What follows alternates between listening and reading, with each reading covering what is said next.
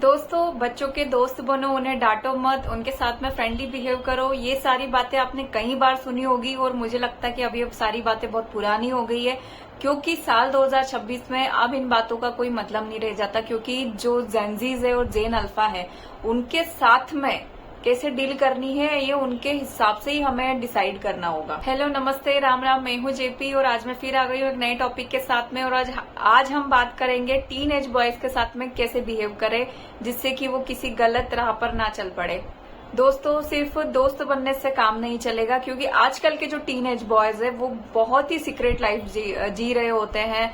उनके फोन के पासवर्ड तो ऐसे होते हैं कि आप खोल ही नहीं सकते हैं। उनके कई सोशल मीडिया अकाउंट्स होंगे जिनके नाम भी आपको पता नहीं होंगे। उनके कई दोस्त ऐसे भी होंगे जिनसे आप कभी मिले भी नहीं होंगे। हम कोई किताबी बातें नहीं करेंगे जिसको सुनकर अच्छा लगे। हम कुछ कड़वे सच के बारे में जानेंगे जिससे कि सीधा साधा लड़का भी टीन एज में गलत रास्ते पर चला जाता है। वाकई अगर आप अपने टीन एज बेटे को सही रास्ते पर लाना चाहते हैं या उसे गलत रास्ते पर जाने से रोकना चाहते हैं, तो आज की पेरेंटिंग का ये डार्क चैप्टर आपको समझना ही होगा। ये बात तो समझने वाली है कि आप उसके हीरो है या विलेन है। टीन एज में लड़कों का ईगो एकदम टॉप पे रहता है। उनको कोई भी चीज बोलो तो उनका ईगो सबसे पहले हर्ट होता है। तो ये आपको समझना है कि आप उसके हीरो हैं या विलेन है। जब आप उसे पब्लिकली डांटते हैं या उसका कंपैरिजन हमेशा किसी न किसी के साथ में करते रहते हैं, तो उसका ईगो हर्ट होता है और बात उसके सेल्फ रिस्पेक्ट पे आ जाती है और फिर आप उसके लिए उसके विलन बनते चले जाते हैं। वो आपको अपना दुश्मन समझने लगता है, तो वो फिर अपना हीरो ढूंढने के लिए घर के बाहर जाता है। और जब वो अपना हीरो ढूंढने बाहर जाता है तो वो हीरो फिर कोई भी हो सकता है। स्कूल कॉलेज के वो छपरी लड़के जो उसे सिगरेट ऑफर करते हैं, वो आवारा लड़के जो खुद तो कुछ जिंदगी में नहीं करते, खुद बिगड़े हुए होते हैं, हर तरह का नशा करते हैं। और फिर अगर उसको उन लोगों में अगर वो हीरो दिखा तो सोच लीजिए फिर उसकी जिंदगी कैसी होने वाली है। ऐसे आवारा लड़के फिर हमेशा बोलते हैं कि घर वालों को छोड़ो, हमारे साथ रहे। और उनके साथ में अगर कोई चला गया गलती से भी तो फिर उनकी जिंदगी पूरी तबाह हो जाती है। और अगर आप भी चाहते हैं कि आपके बेटे के साथ ऐसा कभी कुछ ना हो, आपके बेटे के साथ भी कभी ये नौबत ना आए, तो आप अपने बेटे को कभी ऐसा फील ही ना करवाएं कि आप उसके विलन हैं। हमेशा बच्चों को डांटने से काम नहीं चलता है, उनकी तारीफ भी करनी पड़ती है। उनके छोटे छोटी चीजों को अप्रिशिएट भी करना पड़ता है। तारीफ हो उनके लुक्स की हो या उनके मार्क्स की हो या कोई भी उन्होंने छोटा मोटा काम ऐसा किया हो जो सराहनीय हो, तो तारीफ करने में कोई हर्ज नहीं है। ऐसा नहीं सोचना चाहिए कि आज मैंने इसकी जरा सी तारीफ कर दी तो चने के झाड़ पे चढ़ जाएगा, फिर अगली बार मेरी सुनेगा ही नहीं। ऐसा बिल्कुल नहीं है। बच्चों को हमेशा बैलेंस बना के ही रखना पड़ता है और पेरेंटिंग हमेशा सेक्रीफाइस मांगती है। मैं अपनी बहुत सारी वीडियोस में बोल चुकी हूँ और आज फिर बोल रही हूँ कि पेरेंटिंग सब्र मांगती है और सेक्रीफाइस भी मांगती है।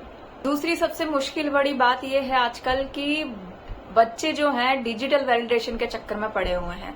उन्हें इस बात से कोई फर्क नहीं पड़ता है कि हमारे माँ बाप हमारे बारे में क्या सोचते हैं या हमारी पर्सनालिटी कैसी उनके सामने पोर्ट्रे हो रही है। उनको इस बात से मतलब होता है कि मेरे पिक्स पे कितने लाइक्स आए हैं, कितने फ्रेंड्स ने मुझे कॉपी किया है और कौन मुझे कूल कह रहा है और कौन मुझे अप्रिशिएट कर रहा है। और कभी कभी तो बच्चा स्कूल इमेज को बनाए रखने के लिए ऐसे ऐसे कदम उठा देता है कि जो सिर्फ उसे बर्बादी की ओर ले जाते हैं।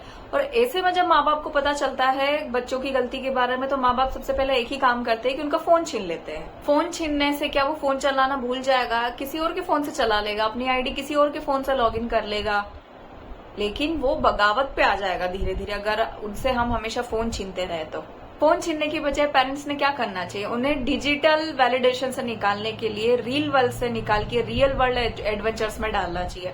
कोई भी बच्चे की फेवरेट एक्टिविटी होगी, क्रिकेट में उसको इंटरेस्ट है, स्विमिंग में उसको इंटरेस्ट है, ताइक्वांडो में इंटरेस्ट है, किसी भी ऐसी चीज में उसको इंटरेस्ट है जिसमें कि उसे पसीना बहाना पड़े, उसको करके उसको मजा आए, ऐसी चीजों में उसको एडमिशन दिलवाना चाहिए। या उसका इंटरेस्ट ना भी हो तो आप खुद ही उसका एडमिशन करवा दीजिए, जिससे कि वो फिजिकली फिट भी रहे, उसका माइंड भी फालतू चीजों में ना जाए। कोई भी स्पोर्ट्स क्लब उसको ज्वाइन करवा दीजिए। क्या पता अभी शुरुआत में इंटरेस्ट ना हो, लेकिन इंटरेस्ट होते होते क्या पता वो देश के लिए कर जाए कुछ। जब उसे रियल एडवेंचर्स में अप्रिशिएशन मिलने लगेगा, उसे अवार्ड्स और रिवॉर्ड्स मिलने लगेंगे, तो वो रियल वर्ल्ड को तो भूल ही जाएगा। तीसरी एक ऐसी इंपॉर्टेंट बात है जिस पर कोई भी पेरेंट खुलकर बात नहीं करना चाहता है, वो है इंटरनेट के बारे में। आजकल इंटरनेट पे हर तरह का कंटेंट अवेलेबल है, चाहे पोर्नोग्राफी हो, चाहे बैटिंग एप्स हो, चाहे गलत संगत हो। आपका बेटा हर चीज देख रहा है, लेकिन पेरेंट ना जाने क्यों इन सब टॉपिक्स के बारे में अपने बेटे से बात करने में इतना हेजिटेट फील करते हैं। आप माने या ना माने, लेकिन दिक्कत तब होती है जब आपका बेटा इन सब चीजों को देखकर कंफ्यूज होता है और वो सवालों के जवाब आपसे नहीं पूछता, वो पूछता अपने दोस्तों से जो खुद ही बच्चे होते हैं। तो सॉल्यूशन के तौर पर आप क्या कर सकते हैं? सॉल्यूशन के तौर पर अनकंफर्टेबल बातों को भी आपको अपने बच्चे से करना ही होगा। ऐसी बातों को करने से डरना बंद करना होगा। ये कोई एड्स नहीं है जो फेल जाएगा या ऐसे कुछ हो जाएगा। आपको अपने बेटे की सही डायरेक्शन के लिए आपको उससे ये बातें करनी पड़ेगी। एक पिता होने के नाते बेटे के साथ में पैसे की बचत या पैसे कैसे कमाया जाता है उसकी इम्पोर्टेंस के बारे में आपको बात करनी होगी। बैटिंग जैसी गलत चीजों के बारे में उसको समझाना होगा कि इसकी लत कितनी बुरी है। ऑनलाइन गेमिंग एप्स के जरिए भी कितने बच्चे आजकल ठगे गए हैं। और यहाँ तक कि अडल्ट कंटेंट पर भी आपको बिना गुस्सा किए, बिना शर्म किए उससे बात करनी होगी कि ये देखना उसके लिए कितना हानिकारक हो सकता है। आपको ये सही समझ उसके सही वक्त में डालनी होगी जिससे कि वो आगे जाके कोई गलती ना कर बैठे। इससे मुझे एक बात याद आ रही है कि मेरे पास भी एक काउंसलिंग ऐसी आई थी जिसमें महज 9 साल का लड़का, मैं तो अभी टीन एज बॉयज की बात कर रही हूँ, लेकिन मेरे पास में जो काउंसलिंग के लिए उसके पेरेंट्स आए थे वो सिर्फ 9 साल का लड़का था। उसको पॉर्न देखने की इतनी ज्यादा आदत हो गई थी और वो भी उसके स्कूल सीनियर्स की वजह से। उस बच्चे की जो कंडीशन थी उस वक्त मैं बता नहीं सकती कि वो कितना ज्यादा तकलीफ में था, वो छोटा सा बच्चा, और वो कैसे कवर अप किया है ये मैंने उसकी कंडीशन देखी और मैं जानती हूँ कि कितना मुश्किल होता है। फिजिकल हेल्थ खराब हो जाती है बच्चों की। आज का एक बोनस टिप मैं आपको देती हूँ कि बच्चे वो नहीं सीखते हैं जो हम उन्हें सिखाते हैं, जो या हम उन्हें बोलते हैं। बच्चे वो सीखते हैं जो हम करते हैं, वो हमें करता हुआ देखते हैं। खुद ही गुस्सा कर रहे होते हैं, चिड़चिड़े हो रहे होते हैं, दूसरों की बुराइयां उसके सामने कर रहे होते हैं, खुद ही आलस में भरे हुए होते हैं, तो एक बच्चे से कैसे उम्मीद कर सकते हैं आप कि आपका बच्चा सही डायरेक्शन में जाएगा या सही आदत ग्रैब करेगा? अगर आपके बच्चे को अच्छा इंसान बनाना है तो पहले खुद का और अपने घर का माहौल चेंज करना पड़ेगा और खुद को भी बदलना होगा। आपकी जो भी बुरी आदत है और आप चाहते हैं कि आपके बच्चों में ना आए, तो पहले वो आदतें खुद की पहले खुद सुधारनी होगी। आपका बच्चा कभी नहीं बिगड़ेगा अगर आप उसे हर बार ये एहसास दिलाते रहे कि उसका परिवार, उसके माता पिता हमेशा उसके साथ है, हर कदम पर उसके लिए खड़े हैं। चाहे कोई भी तकलीफ हो, चाहे कोई अच्छी खबर हो, वो आके उन्हें डायरेक्ट बता सकता है बिना हेजिटेट किए।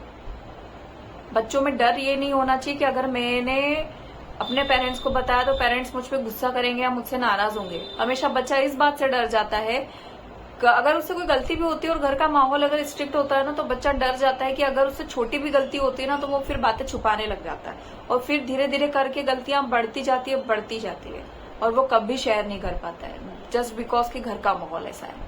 अगर आपको लगा हो कि आज की वीडियो में मैंने कोई एक भी बात पते की अगर की हो, तो प्लीज मेरी वीडियो को लाइक कीजिए, शेयर कीजिए, सब्सक्राइब कीजिए। मिलते हैं नेक्स्ट वीडियो में, बाय बाय। और अपने फ्रेंड्स के साथ में से शेयर करना ना भूलें।